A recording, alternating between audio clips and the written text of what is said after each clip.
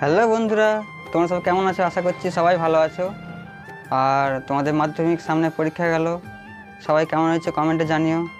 আর সবার কাছে আমি জোরহাত করে ক্ষমা চাইছি, কারণ আমরা বেশ কয়েক মাস ধরে তোমাদেরকে ভিডিও উপস্থাপন করতে পারিনি, কারণ কিছু কাজের চাপের জন্য তোমাদের জন্য ভিডিও দিতে পারিনি।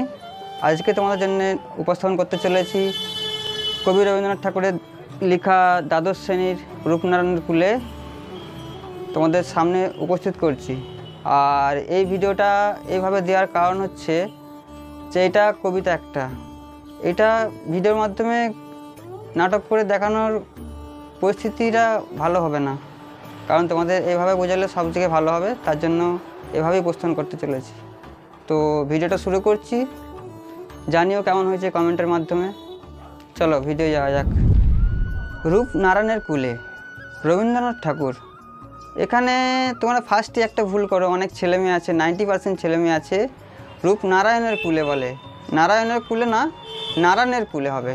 দেখো বন্ধুরা, কবি রবীন্দ্রনাথ ঠাকুর এই কবিতাটি মৃত্যুর কিছুদিন আগে লিখেছিলেন, সারা জীবনের কাটানোর পরে।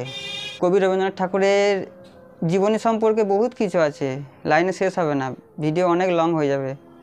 আমরা কবিতার মূল বিষয়বস্তু যাই।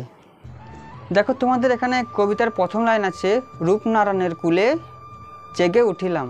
এখানে কবিতার প্রথম লাইনের মূল বিষয়বস্তু হলো যে কবি এখানে বলতে চাইছে রূপনারায়ণের পাড়ে বা কিনারায় আমি জেগে উঠিলাম। রূপনারায়ণ যখন নদীর পাড়ে বা কিনারায় পৌঁছানোর পর আমি জেগে উঠিলাম, তারপর আমার ঘুম ভাঙিল। পরের লাইন, জানিলাম এ জগৎ স্বপ্ন নয়। এটা মূল বিষয়বস্তু হবে যে জানিলাম এই পৃথিবীটা কোনো স্বপ্ন নয়। তোমাদের পরের লাইন আছে, রক্তের অক্ষরে দেখিলাম আপনার রূপ, চিনিলাম আপনারে আঘাতে আঘাতে বেদনায় বেদনায়। এটা মূল বিষয়বস্তু হবে। রক্তের অক্ষরে কবি এখানে নিজের রূপকে চিনিলেন, আঘাতে আঘাতে বেদনায় বেদনায়। কবি এখানে অনেক আঘাত অনেক বেদনা পেয়ে এই কবিতাটি এই লাইনটি লিখেছিলেন। তোমাদের পরের লাইন, সত্য যে কঠিন কঠিনেরে ভালোবাসিলাম, সে কখনো করে না বঞ্চনা।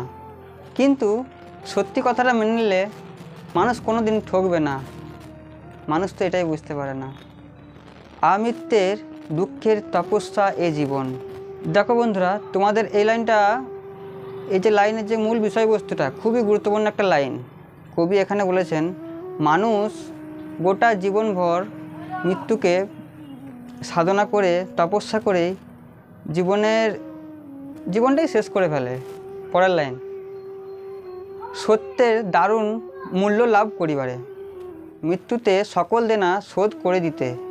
তোমাদের এই কবিতার শেষ লাইনের যে মূল বিষয়বস্তু সেটি হলো সত্যের যে প্রকৃত মূল্য বা আসল মূল্য সেটা শোধ করে দেওয়ার জন্য মৃত্যুতে তাকে সকল দেনা শোধ করে দিতে হবে। কবি এখানে এটাই বলতে চেয়েছেন। তো আমাদের ভিডিও যদি ভালো লেগে থাকে এরকম ধরনের, তো নেক্সট কবিতায় আসার জন্য আমরা চেষ্টা করব। তোমরা কমেন্টে অবশ্যই জানিও যে কেমন লাগলো ভিডিওটা, কেমন কতটা কি বুঝতে পারলে। আশা করছি ভালো রকমই বুঝতে পারবে। তোমাদের সামনে এক্সাম আছে, তো ভালো করে পড়ো, এটাই বলতে চাই। সকল বাঁকুড়া লালমাটির সদস্যদেরকে আন্তরিক শুভেচ্ছা